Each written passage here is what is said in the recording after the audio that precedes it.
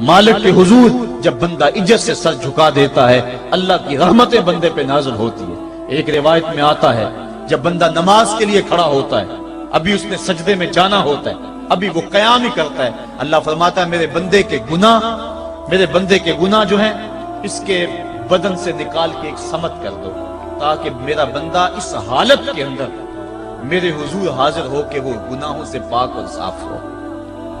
حضرت نبی رحمت صلی اللہ علیہ وآلہ وسلم فرماتے ہیں کہ پھر اس کے سارے گناہ اس کے بدن سے اتار کے ایک سمت رکھ دی جائے اور بندہ مصلی پہ سبحان ربی العالی کے نغمے الاپتا ہے، رکوع کرتا ہے، سجدے کرتا ہے۔ جب سلام پھیر کے نماز ختم کر کے دعا کر کے جانے لگتا ہے تو فرشتے عرض کرتے ہیں مالک یہ جو گناہ اتار کے ایک سائیڈ پہ رکھے تھے یہ دوبارہ اس کو دے دیں۔ اللہ فرماتا ہے جس کی جھولی سے گناہ نکال لیے تھے دوبارہ اس کی جھولی میں نہیں ڈالیں۔ اللہ اکبر۔ اور ایک روایت کے لفظ ہیں کہ جب بندہ نماز کے لیے کھڑا ہوتا ہے اس کے کندھوں کے اوپر سارے گناہ آ جاتے ہیں اور اس کے سر پہ اوپر گناہ آ جاتے ہیں۔ جب رکوع میں جاتا ہے تو کندھوں والے گناہ گر جاتے ہیں، اور جب بندہ سجدے میں سر رکھتا ہے تو اللہ تعالیٰ اس کے سارے گناہوں کو ختم کر دیتا ہے اور وہ بالکل پاک ہو جاتا ہے۔ حضرت سلیمان فارسی ایک دن ایک درخت کے نیچے کھڑے تھے، آپ نے درخت کی شاخ کو پکڑ کے جنبش دی، حرکت دی، موسم خزاں تھا، درخت کی شاخ کے سارے زرد پتے گر گئے۔ ایک صحابی پاس کھڑے تھے، انہیں پوچھنے لگے عثمان تو نے مجھے پوچھا نہیں کہ میں نے درخت کی شاخ کو یوں ہلایا کیوں ہے؟ انہوں نے کہا اچھا پھر آپ بتا دیں کہ آپ نے درخت کی شاخ کو یوں کیوں ہلایا ہے؟ کہا سنو پھر ایک دن میں اور چند صحابہ حضور کے ساتھ جا رہے تھے، رستے میں ایک درخت آیا، اس کے نیچے حضور کھڑے ہوئے، حضور نے اس طرح درخت کی شاخ کو پکڑ کے ہلایا، یوں پتے جھڑ گئے، ہم اس منظر کو دیکھتے رہے۔ حضور علیہ السلام نے فرمایا سلمان فارسی تو نے مجھے پوچھا نہیں کہ میں نے اس درخت کی شاخ کو یوں کیوں ہلایا ہے؟ تو میں نے عرض کی حضور آپ بتا دیں کہ آپ نے کیوں ہلایا ہے؟ فرمایا سلمان جس طرح اس درخت کی شاخ کو ہلایا گیا اور سارے پتے جھڑ گئے، جب کوئی بندہ سجدے میں سر رکھتا ہے نماز پڑھتا ہے اس کے سارے گناہ دھل جاتے ہیں اور وہ پاک اور صاف ہو جاتا ہے۔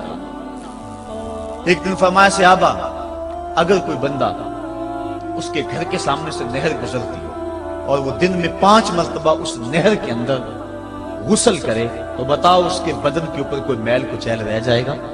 عرض کی نہیں۔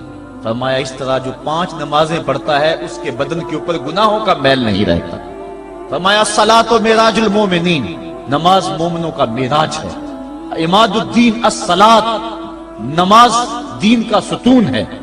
حبب الی من دنیاکم ثلاث، الطیب والنساء وجعلت قرۃ عینی فی الصلاۃ، مجھے تمہاری دنیا سے صرف 3 چیزیں پسند ہیں، خوشبو، منکوحہ بیویاں اور میری آنکھوں کی ٹھنڈک نماز میں رکھی ہے۔ اور حضور نے یہ بھی ارشاد فرمایا من ترک الصلاۃ متعمدا فقد کفر، جس نے جان بوجھ کے نماز چھوڑی گویا اس نے کفر ہی تو کیا، یعنی کافروں والا کام کیا۔ حضرت امام فخر الدین رازی نے تفسیر کبیر میں لکھا حافظوا علی الصلوات والصلاۃ الوسطی، اس آیت کریمہ کے تحت ایک عورت مدینے کی گلیوں میں چیخ رہی ہے اور کہنے لگی مجھے حضور کے در کا پتہ بتاؤ۔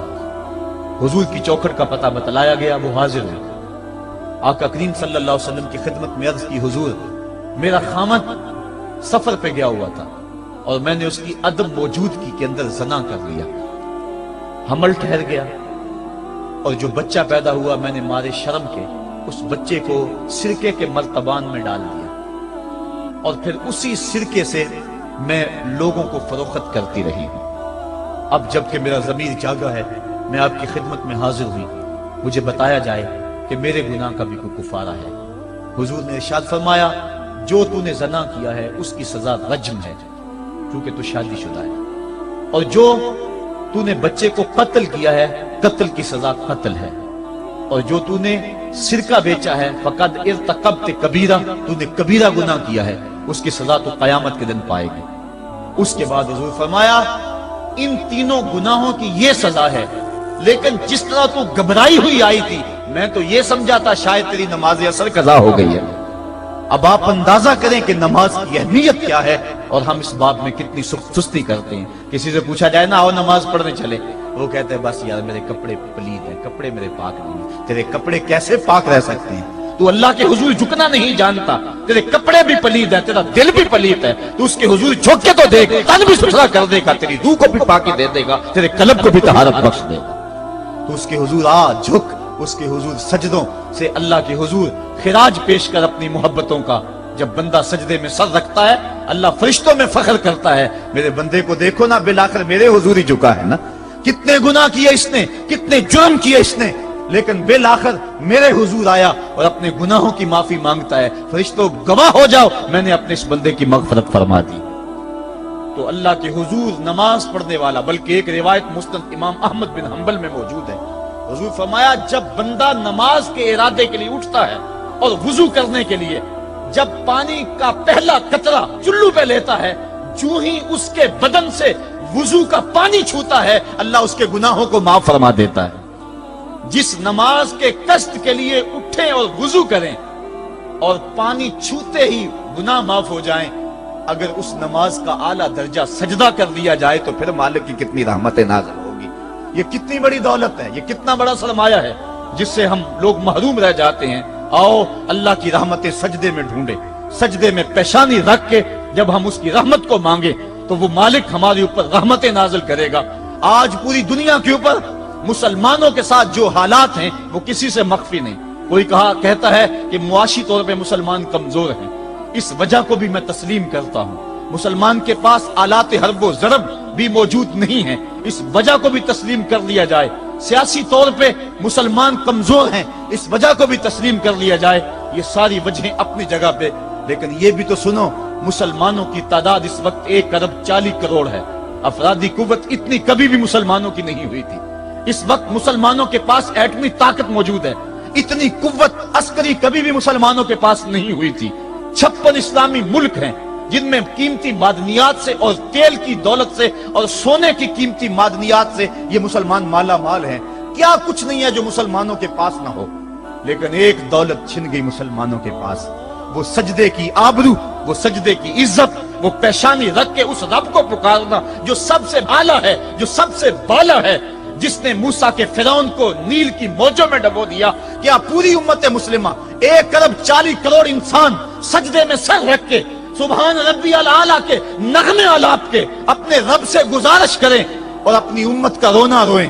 کشمیر میں لٹتی ہوئی جوانیاں اور کل قدس کے اندر بہتا ہوا خون، شبرغان سے لے کر کابل و قندھار تک اور موصل سے لے کر تقریب تک مسلمان کے اوپر جو ظلم و تشدد ہو رہے ہیں، اپنے رب کے حضور اس کا دکھڑا سنائیں اور اپنے مالک کو کہیں میرے مالک ہم لٹ گئے، ہم کٹ گئے، ہم پٹ گئے، اسلحے بھی موجود، افرادی قوت بھی موجود، سیاسی طاقتیں بھی موجود، لیکن اس کے باوجود مسلمان دبتا چلا جا رہا ہے۔ اسی کشتی کو ہے خوف تلاطم صدحیف منہ موڑ دیے تھے جس نے بڑھتے ہوئے طوفانوں کے، جو 300 ہو کر جرأت اور وہ طاقت اور وہ عظیمت کی داستانیں رقم کرتے ہیں کہ مالک تو بھی اس دن کو یوم فرقان کہہ کے پکارتا ہے۔ آج وہ امت بیچ منجدار کے اس امت کی کشتی ہچکولے کھا رہی ہے۔ ہماری فریاد، ہمارا استغاثہ تیرے سے ہے، میرے مالک ہمارا کھویا ہوا وقار بحال کر دے اور اس امت کو اس مرتبہ کمال تک پہنچا دے جس مرتبہ کمال تک یہ امت پہلے پہنچی تھی، اور ان کا کھویا ہوا وقار بحال کر دیا جائے۔ آج بھی ہم اگر سجدوں سے اپنے رب کو منا لیں اور وہ روٹھا ہوا رب آج بھی ہماری مدد کے لیے آ جائے تو پھر کوئی قوت، کوئی طاقت ہمیں نہیں لتاڑ سکتی۔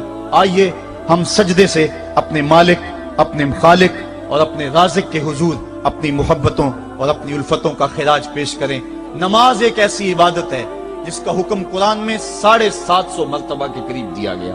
اور ایک آخری بات عرض کر کے اپنے موضوع کو سمیٹنا چاہوں گا۔ میرے اور آپ کے آقا مولا حضور نبی رحمت صلی اللہ علیہ وسلم پر جب وقت آخر آیا تو آخری وصیتیں جو حضور نے اپنی زندگی میں کی وہ کیا تھی؟ 2 وصیتیں تھی حضور کی آخری، جب حضور ایام مرض میں تھے، اور آخری وصیتیں اس کے بعد حضور نے کوئی کلام نہیں کیا، وہ یہی تھا الصلاۃ الصلاۃ الصلاۃ الصلاۃ۔ لوگوں میں تمہیں نماز کی تاکید کرتا ہوں، میں نماز کی تاکید کرتا ہوں۔ اور دوسرا فرمایا جو تمہاری ملک میں تمہارے غلام اور تمہاری لونڈیاں ہیں ان کے ساتھ حسن سلوک کی تاکید کرتا ہوں۔ یہ آخری 2 باتیں تھی جو حضور نے ارشاد کی، حقوق اللہ کے حوالے سے نماز اور حقوق العباد کے حوالے سے حضور نے کمزوروں کے حق ان تک پہنچانے کی تاکید امت کو دی، اور اس کے بعد پھر حضور انتقال کر گئے۔ آئیے ہم سجدوں سے اپنے رب کو راضی رکھیں۔ اللہ مجھے آپ کو توفیق دے۔